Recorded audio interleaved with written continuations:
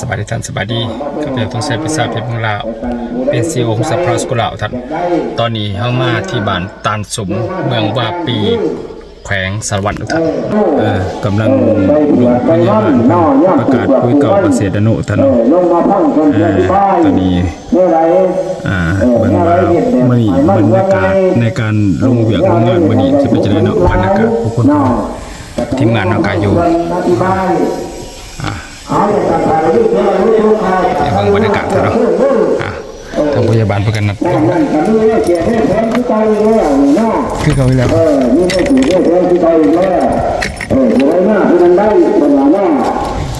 ตามว่าหนาทนี่คนได้ให้คนละน้องเสียที่ให้ที่อาไปโซ่เสือ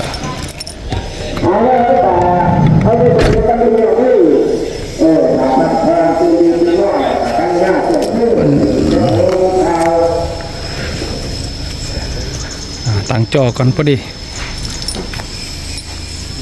ตั้งจอก่อนตอนนี้คือกำลังจะตั้งเวทีเรียบร้อยเนาะ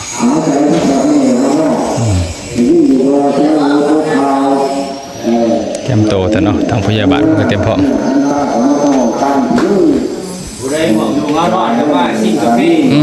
ว่าได้สดชื่นได้ใส่ให้ผู้ใช้ผู้ขี่มันใส่สามารถดูหาดูค่านี่กับพวกกับพี่ที่พ่อนี่เขาเกี่ยวที่น่านี่คือนี่เกี่ยวที่น่าสำหรับน่าเป็นขายนี่มันเราโลกเขามันก็ทำเจ้าหน้าน่า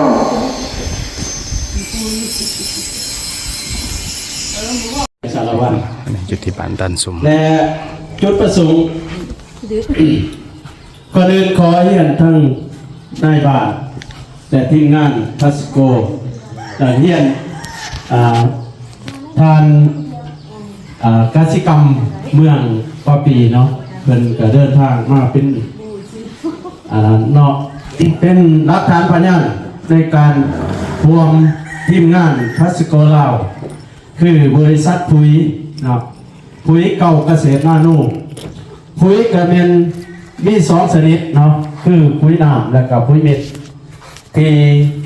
จะมาให้ความรู้ก่อนอื่นขอเรียนท่านประธานบริษัทปุ๋ยเก่าเกษตรนาโนท่านประธานตุ้งไส้ปีศาจเมืองลาวเป็นบริษัทจำกัดผู้เดียวเนาะสำหรับอยู่ปากเซ่เนาะนครปากเซ่นครจุดประสงค์ประเด็นก็คือมาให้ความรู้ว่าเรื่องปุ๋ยเก่าเกษตรนาโนสำหรับปุ๋ยนี่ก็เป็นบ้านเฮานี่คือว่ากำลังใหม่ๆเนาะปุ๋ยกำลังฮิตเนาะเป็นปุ๋ยที่ดีที่สุดตอบโจทย์ให้แก่ชาวเกษตรกรในการผลิตใส่หน้าแซงหน้าปีแล้วก็บางใหม่ต่างๆเนาะซึ่งประธานเพิ่นจะมาให้ข้อมูลดีๆแล้วก็ข้อมูลละเอียดเนาะในการนำใส่ปุ๋ยคือว่าปุ๋ยนี่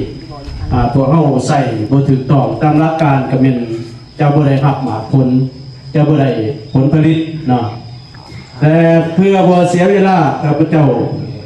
ขอเรียนเชิญทางประธานบริษัทพัสโกบรรยากาศและกับประหยัดปุ๋ยคือเนี่ยอะไร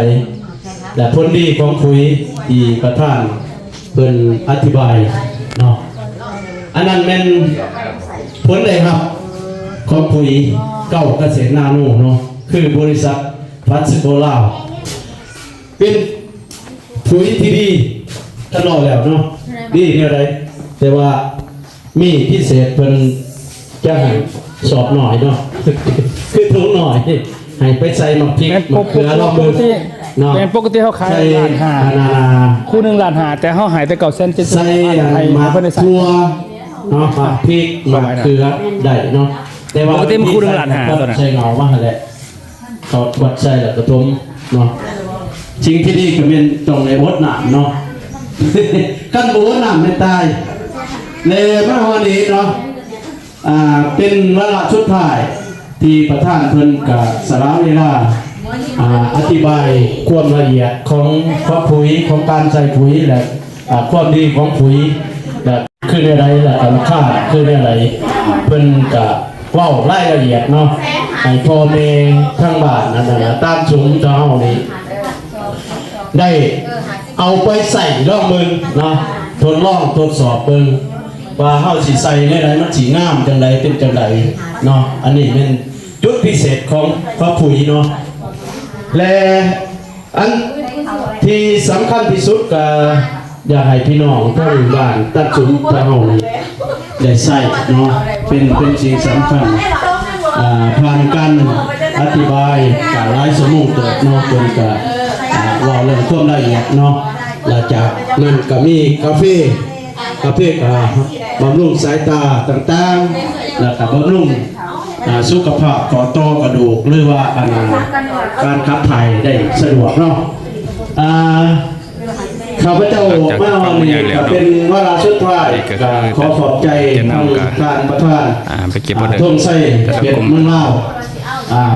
ปีศาจเมืองลาวเนาะเป็นบริษัทปุ๋ยที่เพิ่นเป็นวิศวการแล้วก็เพิ่นรายละเอียดเรื่องปุ๋ยต่างๆเนาะและขอขอบใจอีกทั้งทานนายบ้านตอนนั้นถ้าการเก็บออเดอร์ปุ๋ยเก่าเสร็จนะเนาะโอเคก็เสร็จเนาะเพราะว่าได้เบอร์เพิ่นแหละตามตัวละเอียดได้เบอร์ประมาณนี้ติดต่อมาเลือกบาทนี่ก็เป้มันไม่ใช่วันนี้ก็เป็นอันนั้นกระสอบบริจาคให้แบบว่า